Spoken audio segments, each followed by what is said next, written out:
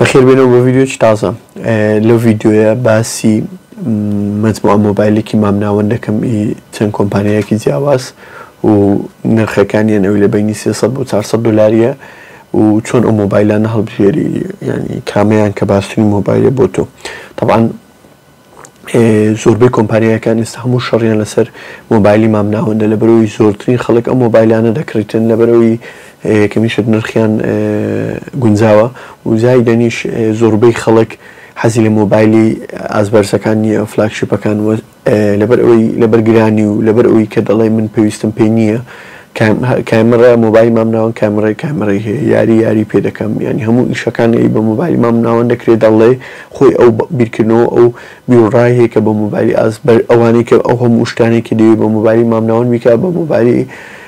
ئازبەرز کە دەکرێت ئەویش دەتوانانی بیکات بە مۆبایلی مامناوەند. طبعاً حەز دەکەم یەکەمیشت لە کۆمپانیای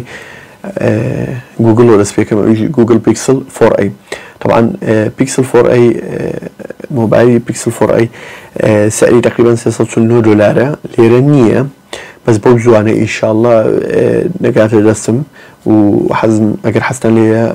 لايك لكم من بونسن ريفيو لكم موبايلك. طبعا بيكسل 4a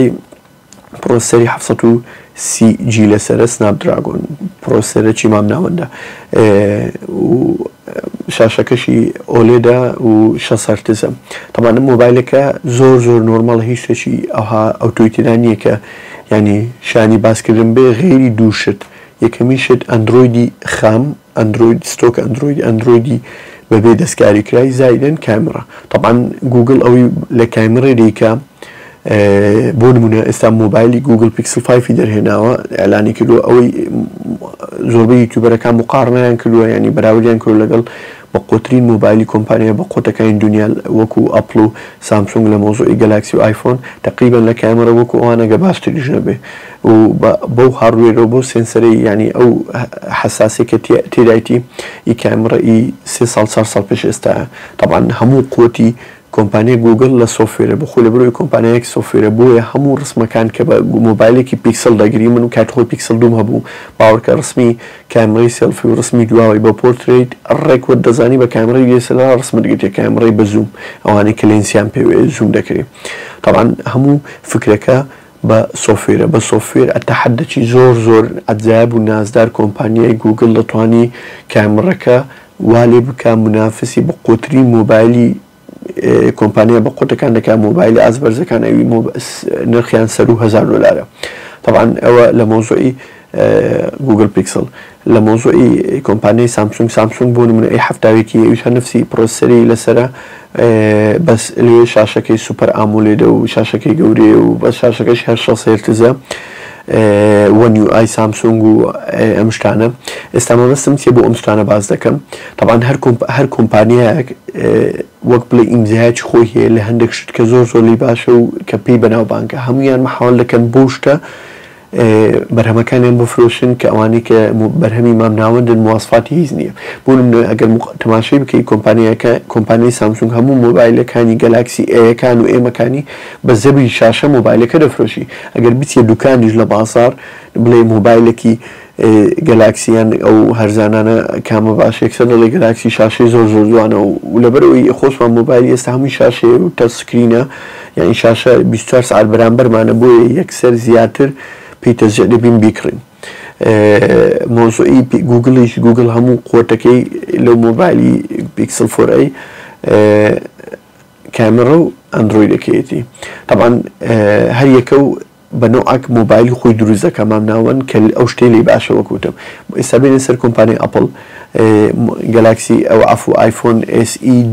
2020 ئەو وابزەم سەری 399 دلارە. طبعا ئەو مۆبایلە شاشەی LCDە زۆر شاشەکەی کێکەونە و نیزامی ئەو دوگمەی ئەپڵ ئەوی ئایفۆنی هەیەی بەس مینی ئەوەی چیە ئەو پرۆسەری A13 لەسرە بەیانێک تقریبا بەس ئایفۆن 12 لەوی سەرێترا پرۆسەرەکانی منافسی هەموو بە قۆترین پرۆسەسەرەکانی مۆبایلی ئایفۆن دەکات حتا ئەندرۆیدیش و بێزگەلەوەش کامێرەکەش ئایفۆن XR لەسرە. طبعا ئەپڵ لە مۆبایلە هەرزانەکانی بە زەبری iOS کە زۆر نەرمە و هەست دەکەی زۆر سەریع و وەرزانی شاشەکە 120 هرتز و 200 هرتز لە بەرەوەی ئەوەندا نظامەکی سووک و خۆش و خەفیف و هیچ قورساتێکی تێدا نییە و زائیدەن بە زەبری وەک وتم پرۆسیسەر و بە زەبری کامڕی یەک دوو نەوەی کۆنتر لە مۆبایلەکان دابنێ ئەگینا بە حیاتی خۆی ئەپڵ لە مۆبایل هەرزانەکان حاڵنیە کردو بە زەبری شاشە و بە زەبری پاتری گەورە و شتیوا بفرۆشی طبعاً بە زەبری شاشەی گەورە و شاشەی جوان و پاتری ئەوە کۆمپانیای سامسونگ زیاتر ئەوە دەکات مۆبایلێکی تر کە حەزم لێ باسکەم ئەویش وان پلس نۆر لە وان پلس نۆر 765 جی لەسەر 5G وەکو ئۆپۆ ڕینۆ 4 کە ئەویش دێن باسی ویش دەکەم وان پلس ئەوە شاشەکەی 90 هرتز فلوید ئامۆلێدی لەسەرە طبعاً کۆمپانیای وان پلس چۆن وان پلس نۆر دەفرۆشی زیاتر بە زەبری شاشە و مۆبایلێکی هەرزانە کە 5G طبعاً و زایدن بە زەبری شاشەکەی 90 هرتز و فلوید ئامۆلێد و یەکێکە لە کۆمپانیای هەرە باشەکان کە شاشەی لە سامسونگ دەکڕی و ڕنگ و ئەلوانێکی زۆر لە سامسونگی جوانتر تەطبیق دەکات ناو شاشەکان بە شتێک پێدێن کەلەر کالیبرێشن خۆی کۆمپانیایەکە دیکە حەسەب ئەو پرۆفایلی کە خۆی دەیەوێت شاشەکانی تێدابی طبعاً وان پلس نۆردیش بە زەبری هەرزانی و بە زەبری ئەوەی کە خەڵک حەزی زۆر لە براند و مارکی وان پلسە و ینی وەک عاتفیان ئیشی لەسەر ئەو مشتریانە کرد و زایدە مارکێتی هین کە مارکێتێکی زۆر حساسە بۆ شتی گران زیاتر بە زەبری ئەو شتانە وان پلس دەفرۆشی و زایدن ئۆپۆ ڕینۆ 4 ئەوی شاشەی ئامۆلێدە و هەر هرتزە و نفسی پرۆسەری 765 جی تێدایە ئەویش هەر بۆ طریقانە دەفرۆشی لەبەرەوەی ئەگەر تەماشای شاسی ئۆپۆ ڕینۆ 4 بکەین لەگەڵ وان پلس نۆر تقریبا نفسی شاسی و نفسی مواصفاتە ئۆپۆ ڤیڤۆ وان پلس زائدن ڕیاڵمی ئەوانە هەمویان یەک کۆمپانیان یەک صاحبن کۆمپانیەکەی کۆمپانیا دایکەکە پێی دەڵێن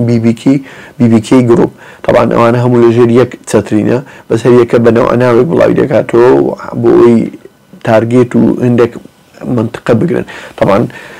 مەبەستم چ بوو لە ڤیدیۆی کە باسی ئەو مۆبایلە مام ناوەندانم کرد تۆ خۆت وەک بەکارهێنەر دەبی بزانی چ شتێک زیاتر لای تۆ مهمترین شتە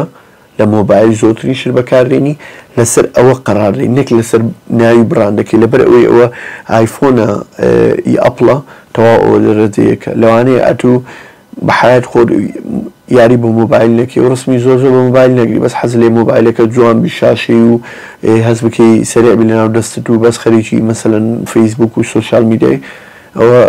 آیفۆن SE قەت اختیارێکی باش نییە بۆ تۆ هەڵبژاردنێکی باش نییە یانە تۆ حەز لێیە مۆبایلێک بەس ڕسمی پێدەگری و زۆر ناتوێ پارەی پێ بدێ بەس کامێرە لاتمی بەشتی تر لاتمی نییە ئەکید پیکسل 4a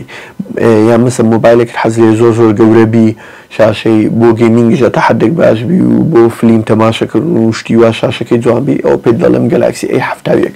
بۆیە خۆت وەک بەکارهێنەر دەبی بزانی چ شتێک بە دەرەجەیەک تۆ پێویستە لە مۆبایل ئینجا قەراری مۆبایل بدەی بۆیە قەت هەڵمە خەڵەتێ و تەسیری کۆمپانیات لەسەر نەبی یان تەسیری برادر لە بەرەوەی ئەو مۆبایلی بەنەوەیەک بەکاردێنی تۆ بەنەوەیەکی تر بەکاردێنی بۆ نمونە ئەمن بە حیاتی خۆم یاری قورس بە مۆبایل ناکەم لەوانەیە مۆبایلێکی زۆر هەرزان بکڕم لەگە مۆبایلی زۆر گران بۆ من یەک شت بکە بەس من حەزم لە مۆبایلەکە هاز بەرزەکانە لە بەرەوەی شتی تری پێ دەکەم بەس لە مۆبایلی مام ناوەندەکان ناکرێ بۆیە و لەعین وەختی گەیمیش یاریشی پێ ناکەم بۆیە خۆت سنتەری مەوزوعەکەی دەبی بزانی چ شتێک تۆ لە مۆبایل بە ئەکیدی دەتوێت ئینجا قەراری خۆت بدەی بۆیە زۆر سپاس لێرە کۆتایی بۆ ڤیدیۆی دێنم ئینشاڵڵا ئەگەر حەستان کرد ڤیدیۆی بۆ مقارنە و بەراوردی مۆبایلی هەرزان و یانگران و شتیوا و کۆمپانیا بکەم لە کۆمنت بۆم بنووسن بۆی بەردەوام بم و ئینشاڵڵا ئەگەر ڤیدیۆکەتان بەدڵە و لایکی بکەن و سەبسکرایبی چەناڵەکە بکەن بە هیوای ڤیدیۆی تازە زۆر سپاس